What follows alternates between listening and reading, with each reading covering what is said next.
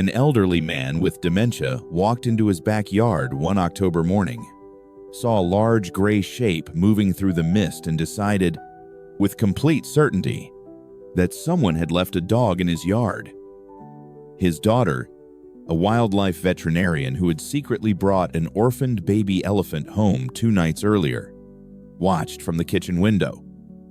She did not correct him. What happened over the next 2 weeks between a man slowly losing his memory and a baby elephant who had already lost his herd is the kind of story that does not fit inside any category except the most important one. Drop your city or country in the comments. We love knowing where these stories reach. Now, enjoy watching. The yard was still dark when Arthur stepped outside. 6 in the morning. October. The kind of cold that had not fully committed yet. Just enough to show your breath and remind you that winter was coming. He had his jacket on, a handful of carrots in his pocket, and the expression of a man with somewhere to be. Through the barn doorway, something large and gray turned to look at him. Arthur smiled. He said, "Good morning." Boo. 2 weeks earlier, Arthur Calloway had not known Boo existed. Caroline was a wildlife veterinarian at a large animal rescue sanctuary 40 minutes from the house where she had grown up and where her father now lived. She had come back 4 years ago, when it became clear he could not manage alone. The dementia had settled in, gradually a name missing, a word gone, the morning medication forgotten. Arthur was still himself in the important ways: his humor, his stubbornness, his instinct for animals. But the days had grown harder to hold on to. Caroline watched her father and did what she could, which was never enough. That is the particular grief of this kind of love. Then, on a Tuesday evening in early October, her colleague, Dr. Janet Cole, called with an unusual request. A water main had burst at the sanctuary, flooding the elephant nursery.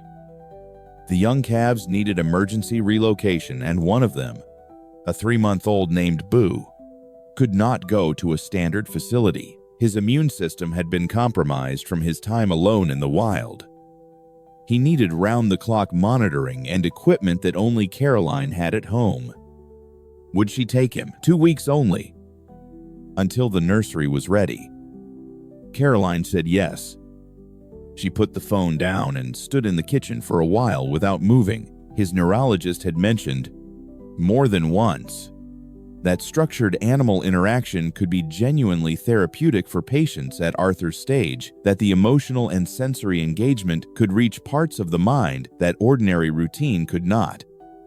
She had not planned this.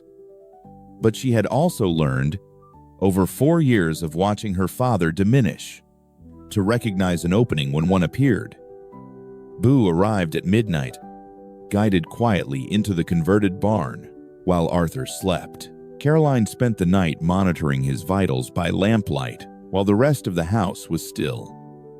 She had planned to introduce them properly in the morning, carefully, with explanation. She had not planned on her father waking up at 5:30. Have you ever watched someone you love find their way back to themselves, even briefly? Even unexpectedly, through something completely ordinary, the way they suddenly seem present again, in a way they had not been for a long time. That is what Caroline saw from the kitchen window that morning. Before we go any further, wherever you are watching this right now, drop your city or country in the comments below. It always means something to us to know how far these stories travel. Caroline heard the back door at 5:45. By the time she made it to the kitchen window, Arthur was already halfway across the yard. He moved with a purposefulness she had not seen in months. No shuffling, no hesitation. His whole body angled toward the barn with the certainty of a man who had decided something and was going to act on it. She pressed her hand against the glass and watched. The mist was still thick. The light was just beginning. Arthur stopped about 10 feet from the barn entrance. Boo, who had been raised around humans since his rescue, regarded the old man with calm, curious eyes. His trunk swept forward in that slow, exploratory arc.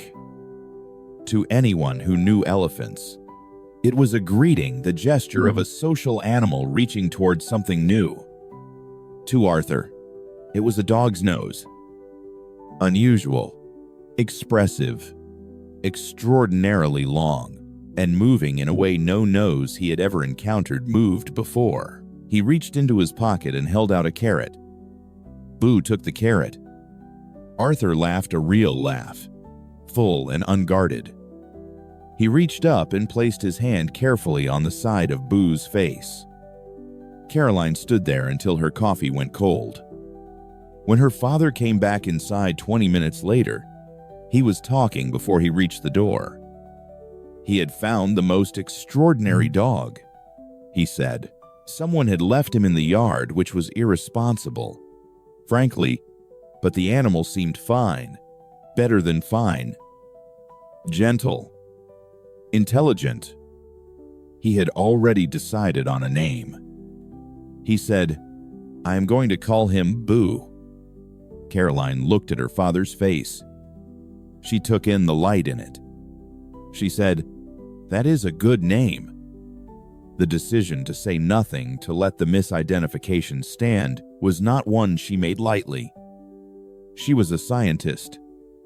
She believed in accuracy. She understood that allowing her father to build a relationship on a fundamental error carried real risks.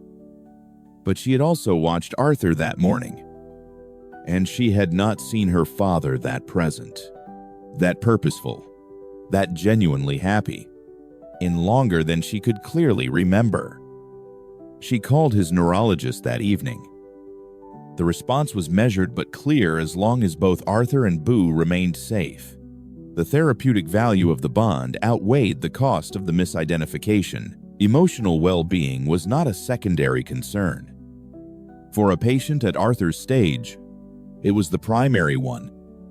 So the days began. Arthur woke before dawn every morning for the next 2 weeks.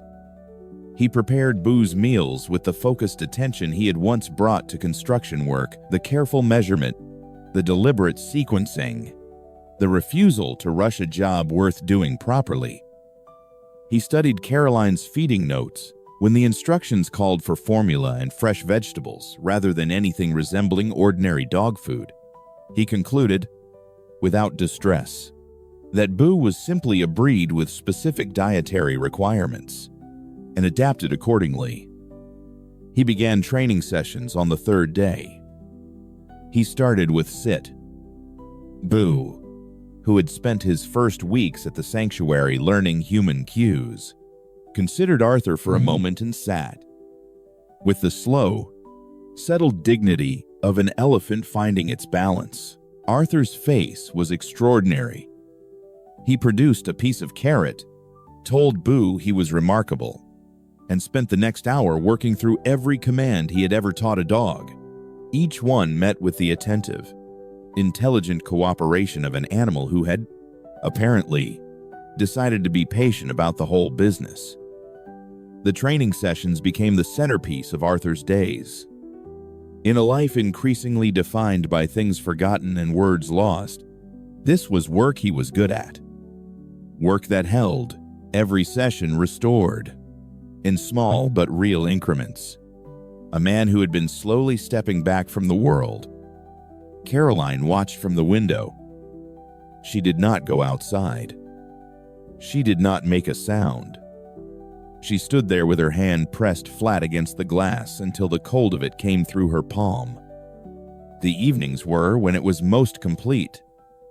Arthur had played harmonica his whole adult life, an instrument that dementia, for whatever reason, had never managed to reach. On the 4th evening, he brought it outside and sat in the old wooden chair he had dragged from the barn.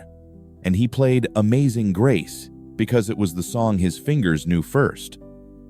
Boo went still, not startled, not afraid. The forward, attentive stillness of a creature genuinely listening. his ears tilted. The tip of his trunk hovered just above the grass. He did not shift his weight for the length of the song. Arthur played another, and another. By the end of the week, Boo would move close as the light faded, and Arthur would play into the dark with one hand, occasionally reaching sideways to rest on the animal's flank, and Boo's trunk would sometimes touch his shoulder in return, and neither of them seemed to require anything else from the evening. On the 12th day, Caroline received the call she had been expecting. The repairs were complete. The nursery was ready.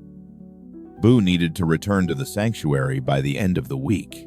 She put the phone down and sat for a while without moving. She had known this was coming. She had told herself every day that she was ready for it. She was not ready for it. She had planned a gradual approach, a vet visit, then an overnight stay.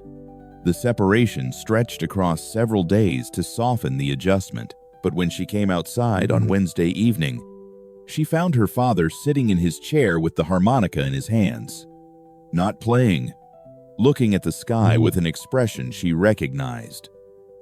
He had been unusually quiet all day. He had stayed in the yard longer than usual, and twice she had seen him standing beside Boo with one hand resting on the animal's flank, not moving, not speaking, just present in the way of someone who understands, somewhere below the level of thought, that something is ending. She sat beside him on the grass.